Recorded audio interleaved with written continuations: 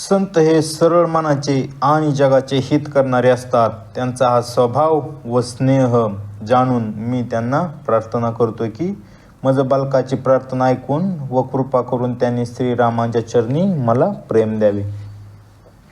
आता मी चांगल्या भावनेने दृष्टांना वंदन करतो, जे विनाकारण आपले हित करणाऱ्यांशी सुद्धा प्रतिकूल वर्तन करतात. त्यांच्या दृष्टीने दुसऱ्यांच्या हिताची हानी हाच लाभ असतो.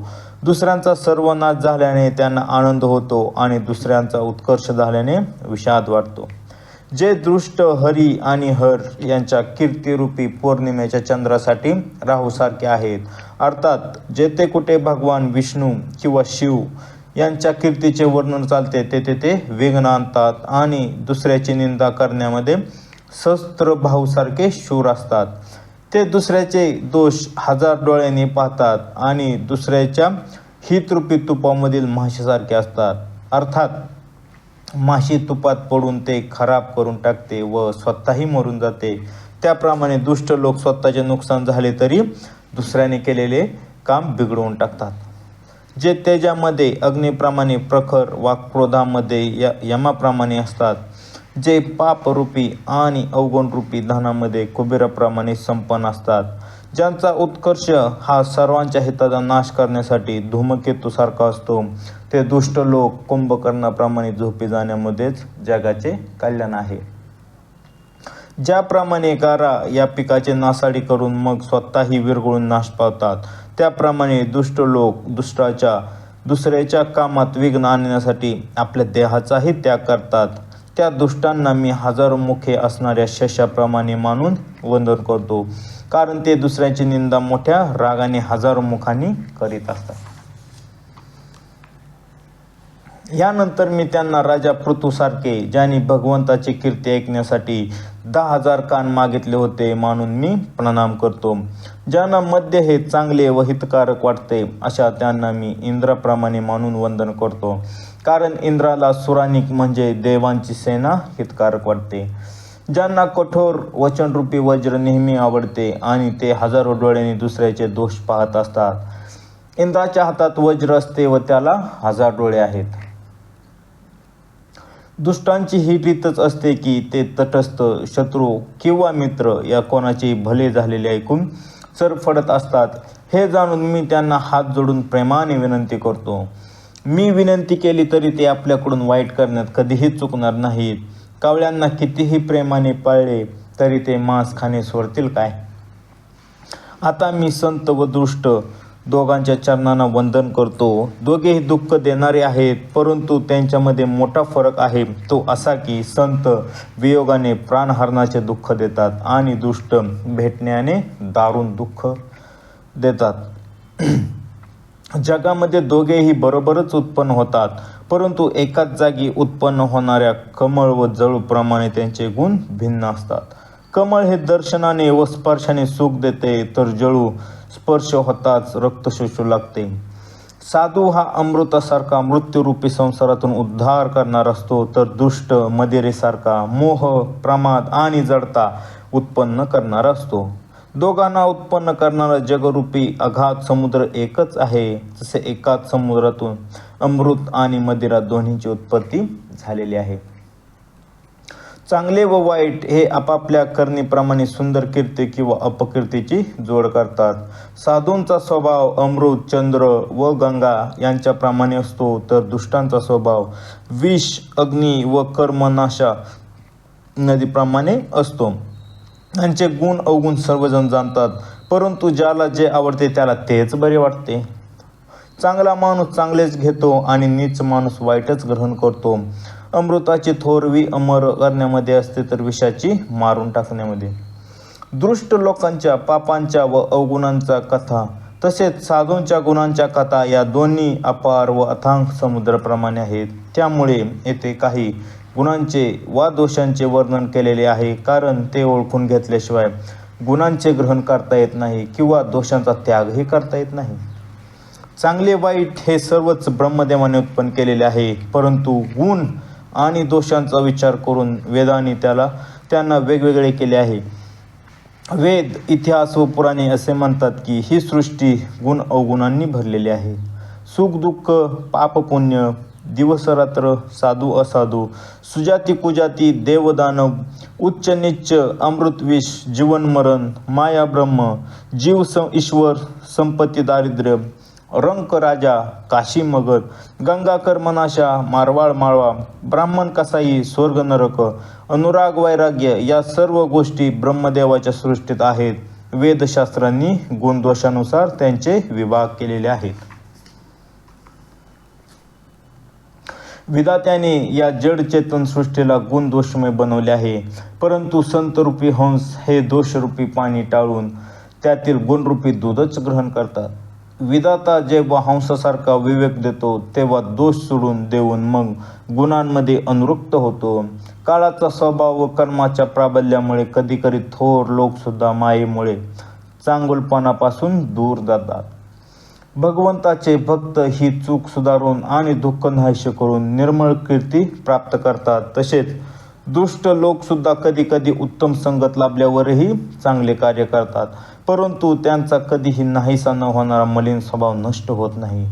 जे मूलतः ठग आहेत पण साधूसारखा वेश धारण करतात, त्यांच्या वरवर सोजवर दिसणाऱ्या वेशामुळे जग त्यांची पूजा करते, परंतु केव्हा ना केव्हा ते उघडे पडतात. त्यांचे कपट शेवटपर्यंत टिकत नाही, जसे कालनेमी रावण आणि राहू यांचे झाले.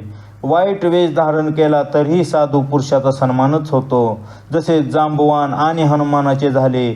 वाईट संगतीमुळे नुकसान तर चांगल्या संगतीमुळे लाभ होतो. ही गोष्ट जगामध्ये व वेदामध्ये सांगितली आहे आणि सर्वजण ती जाणतात. वाऱ्याच्या संगतीने धूळ उंच आकाशात पोचते आणि तीच नीच पाण्याच्या संगतीमुळे चिखल बनते. साधू पुरुषाच्या घरातील पोपट मैना या राम राम असे स्मरण करतात, तर दुष्टाच्या घरातील पोपट मैना मोजून शिव्या देतात. वाईट संगतीमुळे धुराला काजळी म्हणतात, परंतु तोच धूर सुसंगतीमुळे सुंदर शाई होतो व पुराण लिहिण्यासाठी त्याचा उपयोग होतो. आणि तोच धूर पाणी, अग्नी आणि वायू यांच्या संगतीने ढग बनून जगाला जीवन देणारा ठरतो. ग्रह, औषध, पाणी, वायू आणि वस्त्र हे सर्वच कुसंग आणि सुसंग लाभल्यामुळे वाईट व चांगले बनतात. विचारी पुरुषच ही गोष्ट जाणून सांगतात. महिन्याच्या दोन्ही पंधरवड्यात प्रकाश आणि अंधार दोन्हीही सारखेच असतात, परंतु विधाताने त्यांच्या नावात फरक केला आहे. एकाचे नाव शुक्ल पक्ष आणि दुसऱ्याचे नाव कृष्ण पक्ष असे ठेवले. एक पक्ष चंद्राला वाढवणारा आणि दुसरा चंद्राला घटविणारा समजून जगाने एकाला सुकीर्ती व दुसऱ्याला अपकीर्ती दिली आहे. जगामध्ये जितके जड व चेतन जीव आहेत त्या सर्वांना राममय मानून मी त्या सर्वांच्या चरणी दोन्ही हात जोडून वंदन करतो.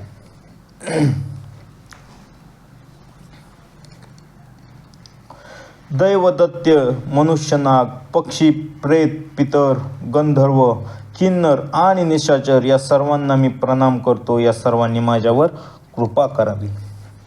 84 लाख योनींमध्ये 4 प्रकारचे जीव आहेत. स्वदेज, अंडज, उद्भिज, जरायुज. ते जल, पृथ्वी आणि आकाशात राहतात.